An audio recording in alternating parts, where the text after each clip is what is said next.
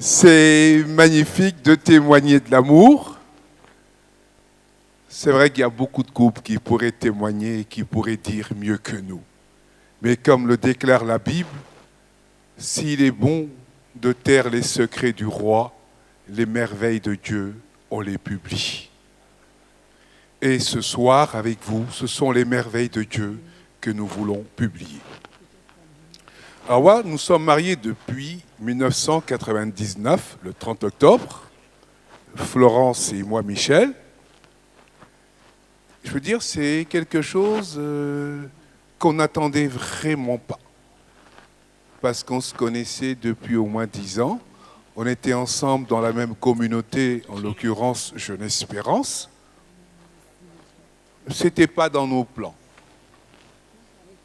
Et voilà qu'un soir, en revenant de Saint-Louis, d'une campagne d'évangélisation, dans notre fameux bus,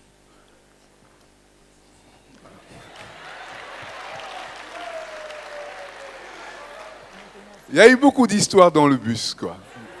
Beaucoup de mariages, mais c'est les chemins de Dieu. Voilà, on s'est parlé tranquillement. Je crois que 3 mois après, on a commencé à sortir et 9 mois après, on était mariés. Et ça fait 15 ans que ça dure. Voilà comment Dieu fait les choses. Et l'abbé a parlé ce soir de quelques secrets de l'amour et la sœur Caroline également a parlé d'une parole très très forte. Et nous, qui nous a beaucoup marqué parce que c'était la deuxième lecture de notre mariage, c'est Saint Paul aux Éphésiens dans la morale domestique, lorsqu'il dit « Femmes, soyez soumises à vos maris, maris, aimez vos femmes comme le Christ a aimé l'Église. » Et c'est une parole sur laquelle ma femme n'était pas très d'accord. Et on a beaucoup prié. Et ce qu'on a compris, c'est qu'en fait, la malédiction que Dieu avait décrétée lorsque Ève et Adam ont mangé la fameuse pomme, tu auras des douleurs, surtout lorsque tu enfanteras, ton désir te portera vers ton mari et il dominera sur toi. Il dit à l'homme, tu gagneras ton pain à la sueur de ton front, tu trimeras. Cette malédiction était levée en Jésus-Christ et la chute d'Adam et Ève était réconciliée et le couple devenait racheté. Parce que la femme était soumise et que le mari aimait son épouse, comme Jésus a aimé l'Église, la relation dans le couple devenait équilibrée et saine. Et voilà comment nous avons bâti notre couple pendant 15 ans, comme celui qui a bâti sa maison sur le roc. Le vent a soufflé, l'ouragan, je crois qu'il y a eu même des tsunamis. Alléluia. Par moment, la maison est restée stable parce que bâtie sur Jésus-Christ. Je ne sais pas si tu veux dire un mot.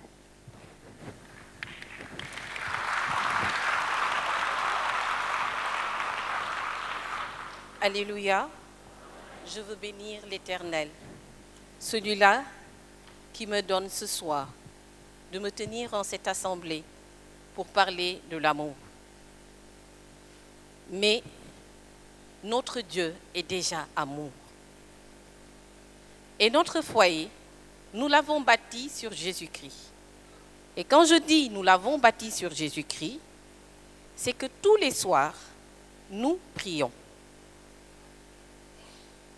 Et quand nous prions tous les soirs, même quand nous sommes fatigués pour dire commencer le signe de la croix et commencer le Notre Père et s'endormir sur le lit, on le fait quand même. Mais notre Seigneur, il est un bon éducateur. Et récitez le Notre Père avec moi et vous verrez. Notre Père qui est aux cieux, que ton nom soit sanctifié. Que ton règne vienne. Arrêtez.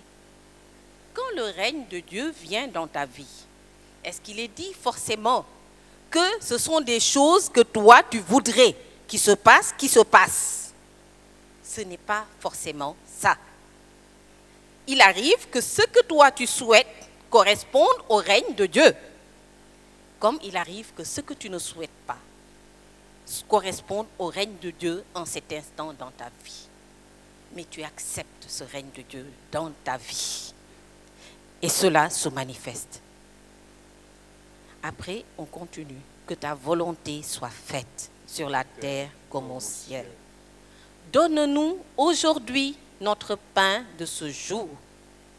Quand les épreuves financières, les difficultés et tout ce qui s'ensuit survient, on s'arrêtait au jour le jour pour demander ce pain quotidien à notre Dieu.